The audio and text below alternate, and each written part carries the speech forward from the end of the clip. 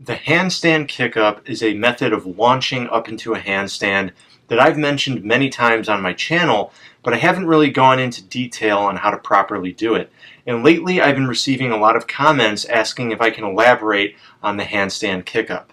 So that's what this video is going to be all about.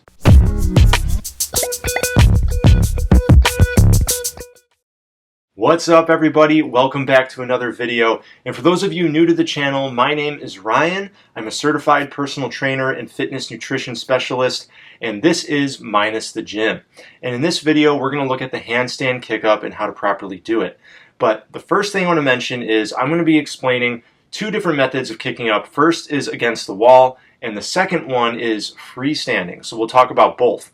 And also, I just want to say that the truth about kicking up into a handstand is, if you find it to be really difficult, then you're in the majority, okay? If basically everybody struggles with this unless they did handstands as a child and they're used to getting themselves inverted. But most people, including myself, we didn't do gymnastics as a kid. We didn't do handstands.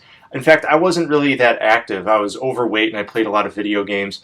So it's really a challenge, and don't feel bad if it takes you a while to really get the hang of the kick up. So first, let's talk about how to kick up into a handstand against the wall. And the first position you want to get used to is a wide pike, also known as the downward facing dog in yoga. All right, so if you've been doing yoga, you're probably already familiar with this, but you want to get into the down dog position with your hands planted on the floor, your feet flat on the floor, you're in a wide pike, and you want to really press hard into the ground. And when you press into the ground, you want to press from your serratus anterior, which is, if you see here, I'm doing it right now. I'm pressing up, and I'm pressing from this muscle that starts basically from my rib cage, and it wraps around beneath my armpit to my scapula, to my shoulder blades. So those muscles right under your armpit are what you want to push from when you're in this position pressing into the ground. Just work on holding this, all right? You don't have to rush this, all right? The handstand kickup might take some time. So at first, just work on holding this position and getting comfortable in it, because this is going to be the starting position for when you launch up. The second step of the handstand kickup is you want to extend one leg backwards.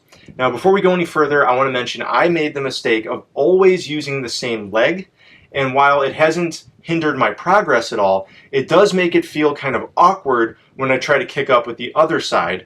So if you want to do things symmetrically and be perfectly balanced, you'll want to alternate legs, okay? But I made the mistake of always using the same leg.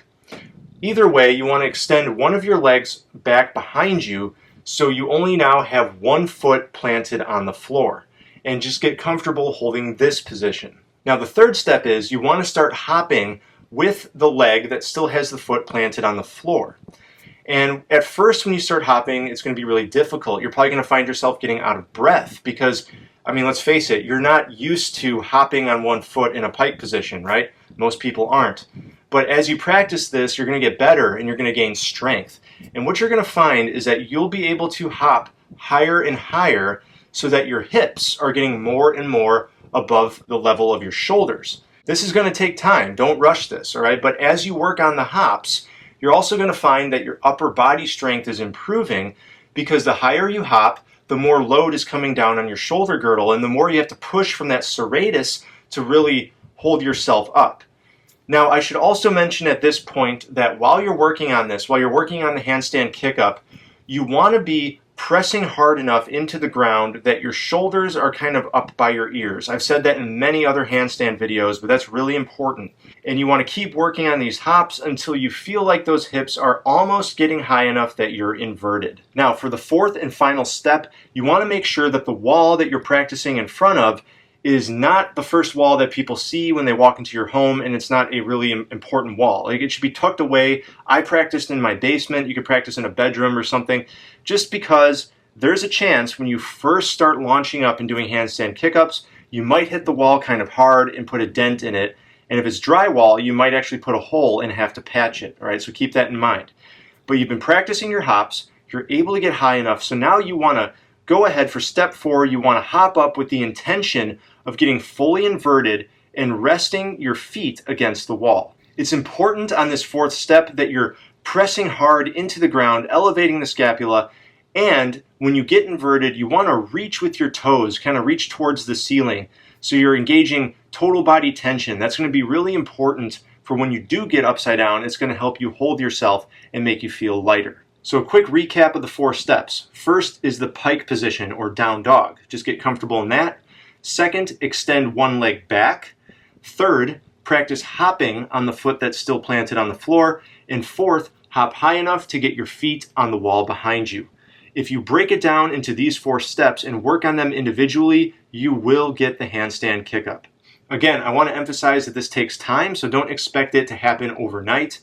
I want to say it took me days or even a couple weeks of practicing kick-ups before I was able to actually consistently get upside down against a wall. And then moving away from the wall and doing it freestanding, that's a whole different ballgame, and that's what we're going to talk about next. So when you start moving away from the wall, and this is something I talked about in my handstand tutorial playlist, I don't know if you've seen it, but in the 4th video of the playlist, I talk about balancing a handstand and getting away from the wall. And in that video, I talk about the importance of learning how to bail out. So what you want to do is you want to just move away from the wall, get into an open room or outside, wherever. Make sure it's a level surface, because if you're on a hill, if you're on any kind of unlevel surface, then your kick-ups are going to be much harder. So make sure that you're practicing on perfectly level ground. And what you want to do is you want to practice the 4 steps that I just talked about. You get into a pike, extend one leg back, you practice your hopping, and then on step 4, when you launch up to get upside down, you do it with the intention of bailing out.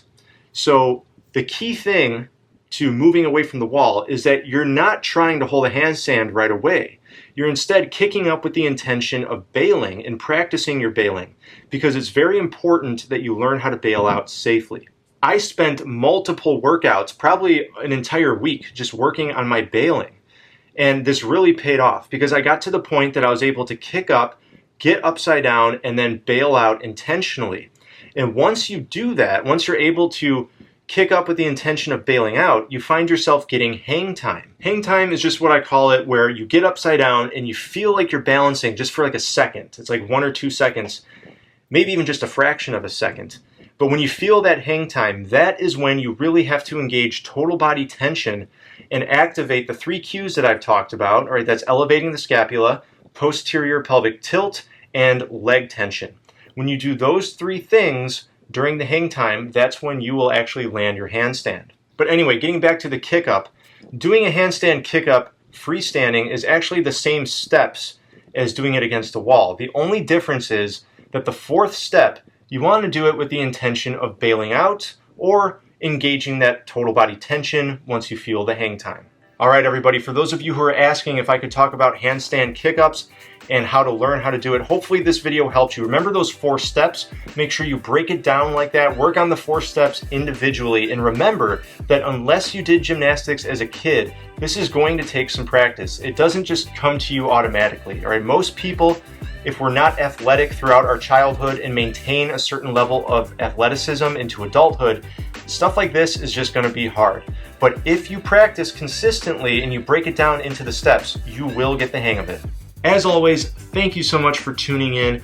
Don't forget to drop a like if this video helped you out, because that helps me out in return. And subscribe if you want to learn more from me. Every week I upload videos about how to work out without a gym and how to eat healthy. All right? And with that said, I will see you in the next video. Talk to you then.